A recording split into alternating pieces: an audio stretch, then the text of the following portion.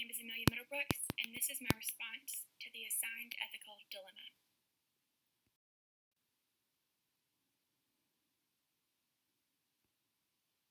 It is essential for counselors to thoroughly understand and appropriately implement the Foster, Miller, and Davis decision-making model when dealing with ethical dilemmas. Counselors are often presented with complex situations that can be quite difficult to resolve.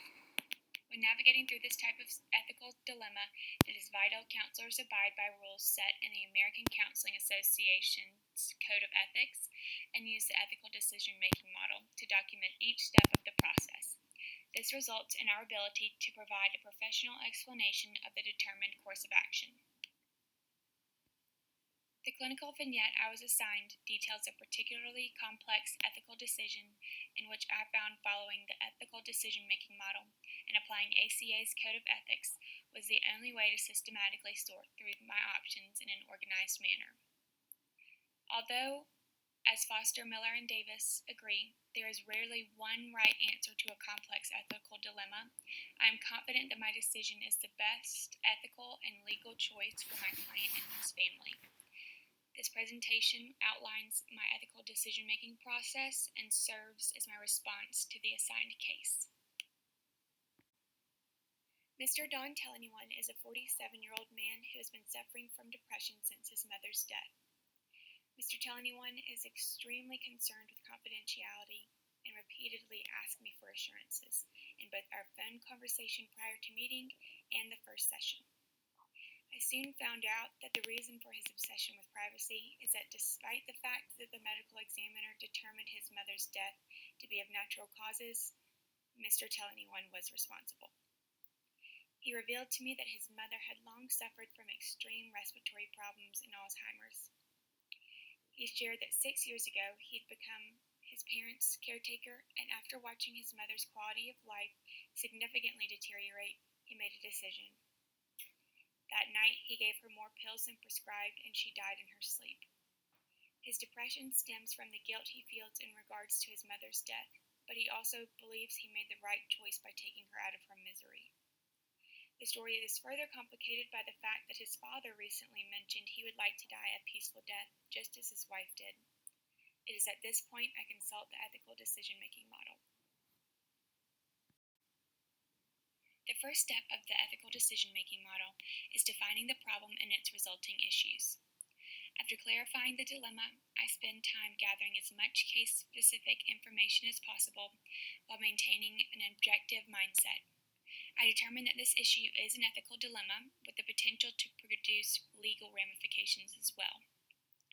The problem is that Mr. Tell-Anyone has committed an act that falls in the gray area of efficacy.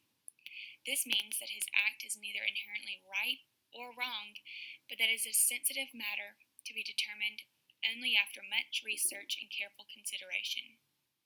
I begin my research by reading up on current Georgia state laws in regard to the issues faced with this particular case.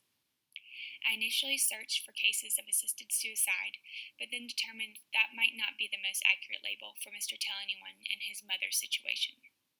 However, I decide this term could be used in Mr. Tell-Anyone's dad's case if that's actually what he's asking for, and I make note to ask Mr. Tell-Anyone to elaborate on his plans in our next session. If that is the case, the problem becomes not only an ethical dilemma, but a legal one as well. I also consider the impact of Alzheimer's and its one decision-making process. Author Betsy Gray explains that capacity generally is described as a threshold requirement for persons to retain the power to make decisions for themselves. Patients in advanced stages of Alzheimer's disease are often unable to think rationally, and if they are deemed legally incompetent, a guardian is given the authority to act on behalf of the patient in all decision-making processes. As counselors, it is important for each of our clients to feel that they can trust us with their deeply personal information. The informed consent document given to all new clients addresses our freedoms and limitations in this area and should be well understood before sessions take place. It is also important to review the signed document when difficult, complex ethical dilemmas occur. This document exists to protect both the client as well as the counselor, and only under the most extreme of situations is broken.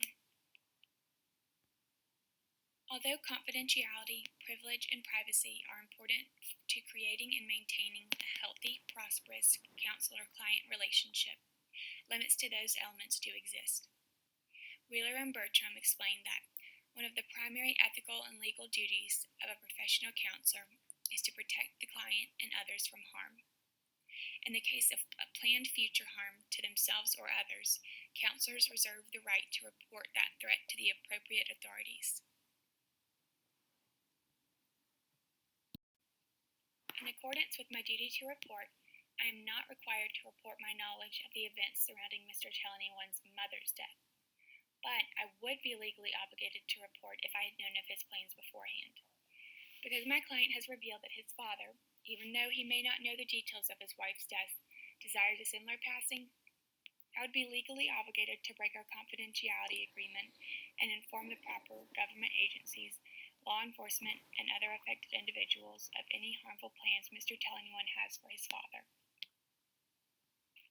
My duty to report only asks that I break confidentiality if there is a threat of potential danger. In the case of Mr. Challeney-One's mother, our confidentiality agreement can be kept because I was not his counselor at the time and had no knowledge of his plans. However, if I learn that my client has plans of harm, I must follow through with my duty to report. If our sessions progress and Mr. Challeney-One never implied that he is planning on harming his father, there is no obligation for me to report. At that point, I act in the best interest of the client and create a treatment plan to help Mr. Challeney-One with his grief and depression. There were many areas of this case that challenged me. There were a number of factors I had to consider before coming to any type of resolution to the proposed ethical dilemma. Ultimately, with the help of the ethical decision-making model, I determined the best course of action for my client and his family. It is vital that counselors employ this model when making decisions regarding a client. During my research process, I discovered an astounding number of cases similar to the one I was assigned. The idea of the caretaker's burden, the process of forgiveness, the value of comfort care, and the impact neurodegenerative diseases such as Alzheimer's have on the ethical decision-making process are areas of immense importance that we need to further investigate. The more research is conducted, the better suited we as counselors will be to accurately assess matters surrounding the end-of-life care. Thank you.